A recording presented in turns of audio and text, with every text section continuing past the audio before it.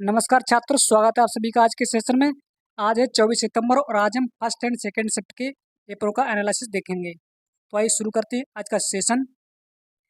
First question जो आपका आया था वो आपका आया था 2031 में क्रिकेट विश्व कप कहाँ होगा। तो आपका 2031 में क्रिकेट विश्व कप है वो भारत और बांग्लादेश की संयुक्त मेजबानी से होगा। ओके, और आपका 2025 का जो 2000 इससे पहले 2025 में भारत और श्रीलंका मिलकर आईसीसी क्रिकेट विश्व कप की मेजबानी करेंगी। यह आपका पहला मौका हो जब दोनों देश मिलकर इस टूर्नामेंट की मेजबानी करेंगे। वहीं 2026 में भारत और श्रीलंका मिलकर टी20 विश्व कप की मेजबानी करेंगे तथा 2028 में ऑस्ट्रेलिया और न्यूजीलैंड मिलकर आईसीसी टी20 विश्व कप की मेजबानी करेंगे। नेक्स्ट क्वेश्चन आपका आया था वो आया था रजिया सुल्तान का शासनकाल कब तक रहा। ओके, तो आपका रजिया सुल्तान का जो शासनकाल है वो 1236 से लेकर 1240 तक का रहा था। ओके, रजिया सुल्तान जो थी वो दिल्ली सल्तनत की पहली और आखिरी महिला थी। उसका जो जन्म था रजिया सुल्तान का वो 12 अक्टूबर 1205 को उत्तर प्रदेश के बदायूं में हुआ था और उसके पिता का नाम जो था वो शमसुद्दीन इल्तुतमिश था। ओके, और इसके बारे में जानते हैं। रजिया सुल्तान ने पर्दा प्रथा को त्याग दिया था और पुरुषों की तरह चोगा पहन के दरबार में जाती थी। रजिया सुल्तान ने लैंगिक मापदंडों को चुनौती दी और समानता तथा न्याय की वकालत की थी। रजिया सुल्तान को अपने सरदारों के नेतृत्व से विद्रोह का सामना करना पड़ा, अंततः उसे उखाड़ फेंका गया। ओके, रजिया सुल्तान का सिंहासन से हटने का जो मेन कारण था वो था अपने दरबारियों और राज्य के युद्ध में लड़ने के लिए समर्थन नहीं मिला था उसके लिए, इसलिए वह रजिया सुल्तान हार गई थी। नेक्स्ट क्वेश्चन जो आपका आया था वो आया था कि बाइस्किल शॉट किस खेल से संबंधित है। जो शब्द आया था बाइस्किट शॉट किस खेल से संबंधित है। जो आपका जो बाइस्किट शॉट जो है वो बॉक्सिंग से संबंधित है। बॉक्सिंग में खिलाड़ियों के द्वारा यह प्रयोग किया जाता है। विशेष प्रकार के शॉट को ही बाइस्किल कहा जाता है जो उन्हें सुविधा और गति प्रदान करने के लिए डिजाइन किया गया है। ओके, इससे पहले एक और आपका शॉट पूछा जा चुका है।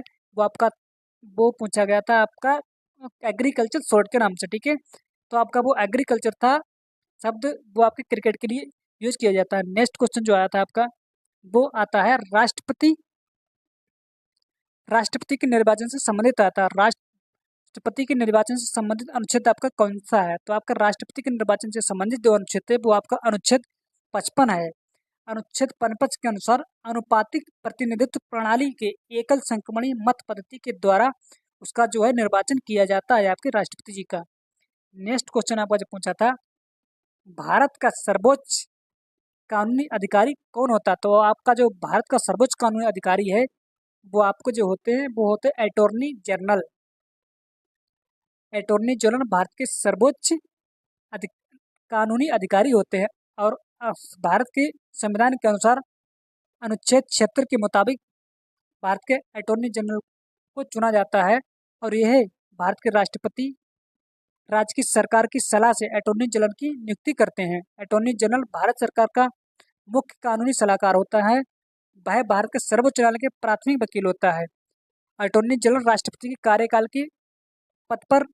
के पद पर रहता है। अटॉर्नी जनरल बनने के लिए व्यक्ति को सर्वोच्च न्यायालय का न्यायाधीश बनने के लिए जरूरी योग्यता होनी चाहिए।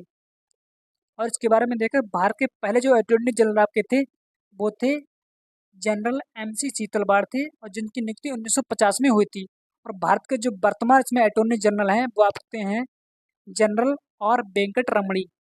नेक्स्ट क्वेश्चन जो आपका पूछा गया था वो आपका पूछा गया था अखिल भारतीय किसान सभा की स्थापना कब हुई थी। तो आपके अखिल भारतीय किसान सभा की स्थापना जो हुई थी वो हुई थी 11 अप्रैल 1936 को लखनऊ में हुई थी। और इसकी जो स्थापना की थी वो स्वामी सहजानंद सरस्वती ने इसकी स्थापना की थी। साथ में NG रंगा उस समय जो सचिव के पद पर थे। इसका गठन भारतीय किसान के अधिकारों की रक्षा और उसकी समस्या को दूर करने के लिए किया गया था। इस संगठन की स्थापना में भारतीय कम्युनिस्ट पार्टी की भी अहम भूमिका थी और अखिल भारतीय किसान सभा का मुख्य उद्देश्य था जमींदारी प्रथा को खत्म करना और किसानों को भूमि अधिकार दिलाना तथा कृषि सुधारों को भी लागू करना था। नेक्स्ट क्वेश्चन आपका जो आया था वो आया था नरसिंह वर्मन किस वंश से संबंधित हैं या नरसिंह वर्मन किस वंश से हैं। तो आपके नरसिंह वर्मन जो है वो पल्लव वंश से हैं और ये पल्लव वंश के बहुत महान शासक थे। नरसिंह वर्मन ने 690 ईस्वी से 725 ईस्वी तक शासन किया था। और जो सिंह विष्णु थे वो पल्लव वंश के संस्थापक थे। उन्होंने 575 ईस्वी में से लेकर 560 ईस्वी तक शासन किया था।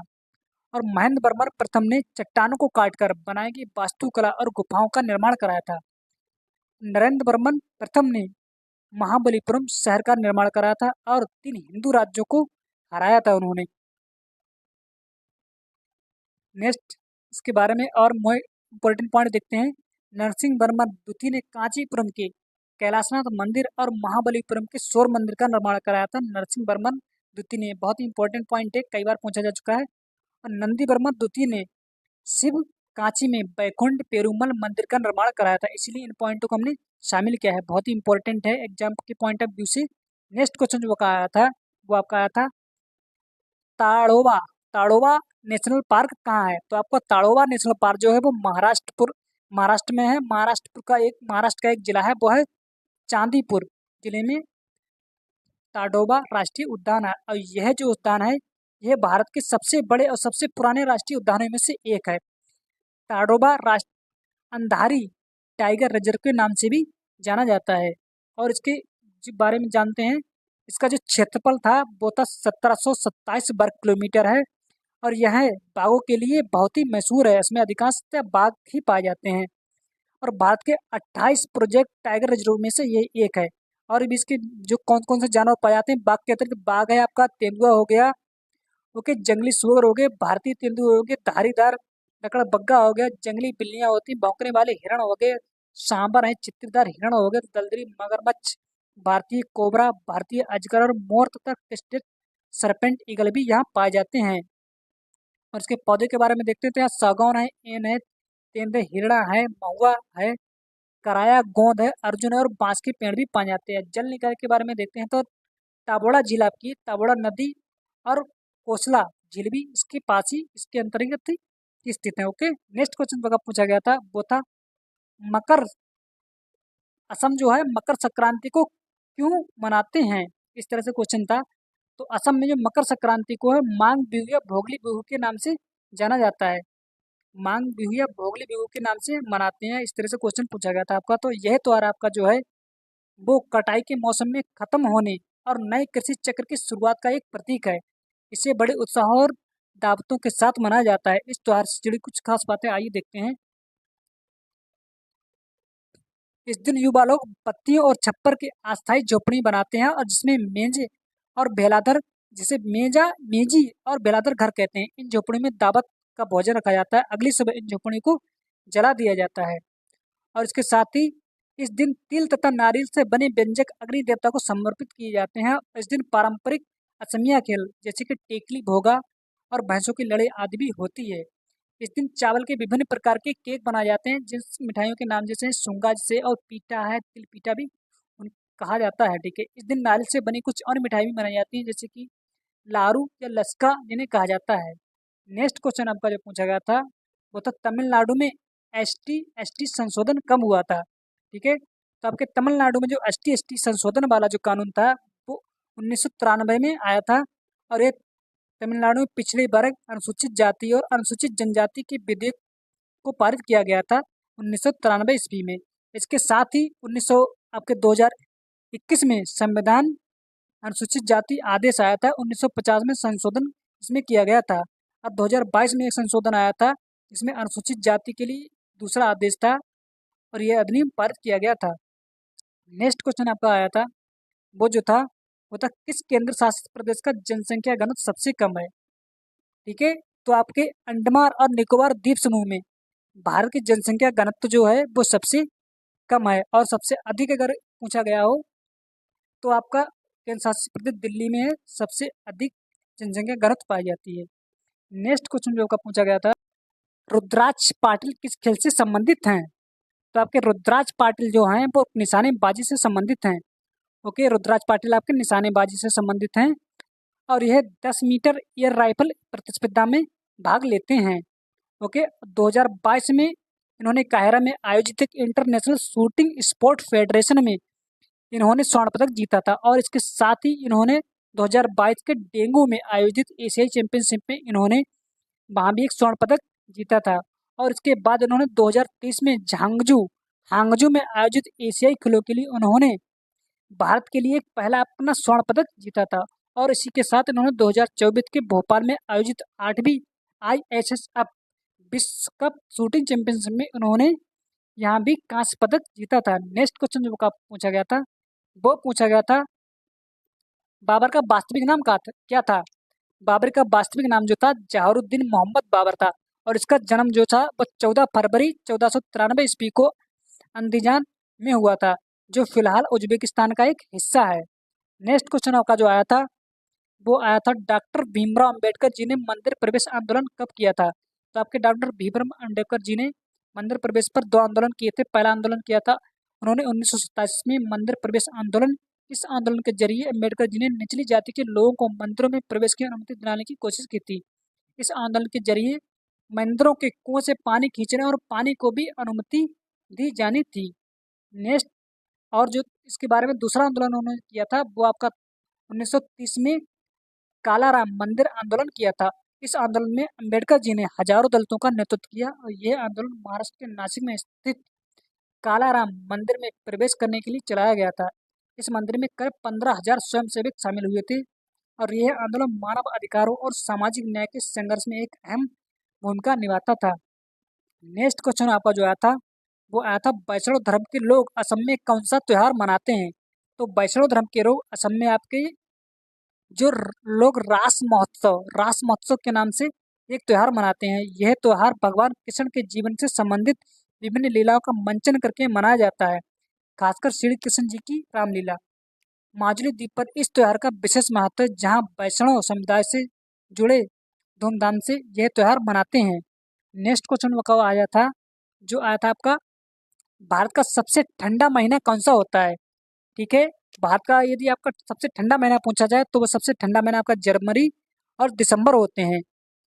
और भारत के उत्तरी क्षेत्र में जो भारत का उत्तरी क्षेत्र है वहाँ ठंड का मौसम नवंबर के मध्य से शुरू हो जाता है और फरवरी तक ठंड का मौसम रहता है। जनवरी का औसत तापमान जो 14 डिग्री सेल्सियस से लेके 25 डिग्री सेल्सियस तक का रहता है।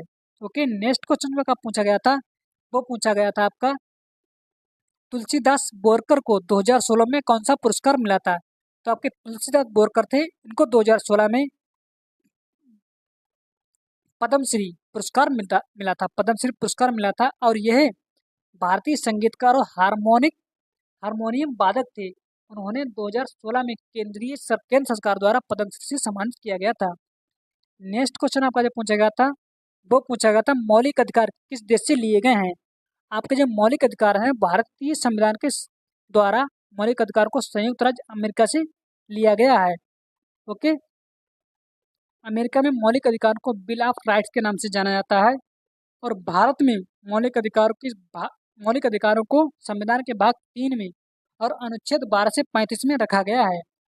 ओके, मौलिक अधिकार को हमारे में देखते हैं। हमारे 6 मौलिक अधिकार हैं जो क्रमशः हैं आपके समानता का अधिकार है, स्वतंत्रता का अधिकार है, शोषण के विरुद्ध अधिकार है, धार्मिक स्वतंत्रता का अधिकार है, संस्कृति और शिक्षा संबंधी अधिकार है और संवैधानिक उपचारों का अधिकार है।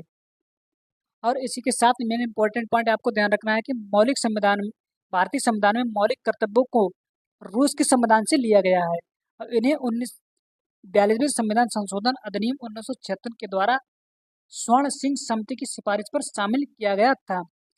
नेक्स्ट क्वेश्चन जो आपका पूछा गया था वो आपका था CGA से संबंधित अनुच्छेद आपका कौन सा है। CGA से संबंधित अनुच्छेद आपका कौन सा है।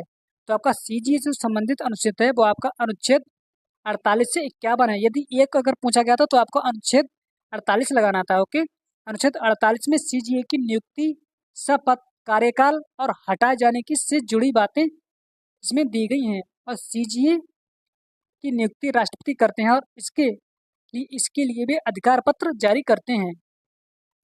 CGA का कार्यकाल आपका 6 साल या 65 वर्ष तक की उम्र का जो भी पहले हो जाए होता है और CGA को दोबारा चुना नहीं जा सकता। ओके, संसद के दोनों सदनों में CGA के खिलाफ दुर्व्यवहार अक्षमता साबित होने पर इसे राष्ट्रपति द्वारा हटाया जा सकता है। अनुच्छेद 139 में CGA के उन अधिकारों और कर्तव्यों का जिक्र है जिनका इस्तेमाल वे संघ और राज्यों के लेखाओं के संबंध में और अन्य प्राधिकरणों के लिए करते हैं। नेक्स्ट क्वेश्चन जो आपका आया था वो आया था आपका जनगणना 2011 के अनुसार माइग्रेशन का मुख्य कारण क्या है। माइग्रेशन प्रवासन का मुख्य कारण क्या है? तो जनगणना 2011 के अनुसार आपके प्रवासन का मुख्य कारण था, वो था आर्थिक अवसर, शिक्षा, पारिवारिक कारण, सामाजिक और राजनीतिक अस्थिरता में और प्राकृतिक आपदाएं के मुख्य प्रवासन के कारण होते हैं। आर्थिक अवसर में जैसे कि रोजगार का ना होना या और भी किसी भी गरीबी से जूझ रहे लोग मजबूरी में प्रवासन करते हैं। 2000 की गणना के अनुसार यही मुख्य कारण आए थे। नेक्स्ट क्वेश्चन जो आपका पूछा गया था वो आपका था 1912 में कांग्रेस का अधिवेशन कहाँ हुआ था? ओके, तो 1912 में कांग्रेस का अधिवेशन जो हुआ था आपका, वह हुआ था आपके बांकीपुर में। ठीक है, 1912 में भारतीय राष्ट्रीय कांग्रेस ने अपना 27वां अधिवेशन किया था और यह मध्य प्रांत और बरार के अमरावती के राव बहादुर रघुनाथ नरसिंह धुलोकर की अध्यक्षता में बांकीपुर में आयोजित किया गया था। नेक्स्ट क्वेश्चन जो आपका पूछा था वो पूछा गया था आपका मेक इन इंडिया योजना किससे संबंधित है? ओके, आपकी जो मेक इन इंडिया योजना है यह जो है विनिर्माण को बढ़ावा देने से संबंधित है। मेक इन इंडिया भारत सरकार की एक पहल है जिसका मकसद देश में विनिर्माण को बढ़ावा देना और भारत को वैश्विक विनिर्माण केंद्र बनाना है। इस पहल के तहत भारत में उत्पादन बढ़ाकर रोजगार के अवसर पैदा किए जाने हैं। इसके अलावा देश में बौद्धिक संपदा की रक्षा की जाएगी और निवेशों को बढ़ावा मिलेगा। नेक्स्ट क्वेश्चन आपका पूछा गया था वो आपका पूछा गया था कौन सा महासागर अंटार्कटिक के 60 डिग्री दक्षिण में स्थित है? तो आपका दक्षिण आंसर आपका था दक्षिण महासागर अंटार्कटिका के 60 डिग्री दक्षिण में स्थित है। इसे अंटार्कटिका महासागर के नाम से भी जाना जाता है। यह महासागर पृथ्वी के सबसे दक्षिण स्थित है। अंटार्कटिका महाद्वीपों को घेरे हुए है और यह दुनिया की 5 महान बेसिनों में से एक है। यह पृथ्वी पर सबसे युवा महासागर बेसिन है। यह पृथ्वी की जलवायु को नियंत्रित करने के लिए भी अहम भूमिका निभाता है। ओके, यह महासागर प्रशांत, अटलांटिक, हिंद महासागर से छोटा है लेकिन अंटार्कटिक आर्कटिक महासागर से बड़ा है। हर साल सर्दियों में दक्षिणी महासागर का एक बहुत बड़ा हिस्सा जम जाता है और यह जमी हुई बर्फ महासागर को तेज हवा और ठंडी तापमान से बचाती है। इसी के साथ क्लास को समाप्त करते हैं। जय हिंद, जय भारत।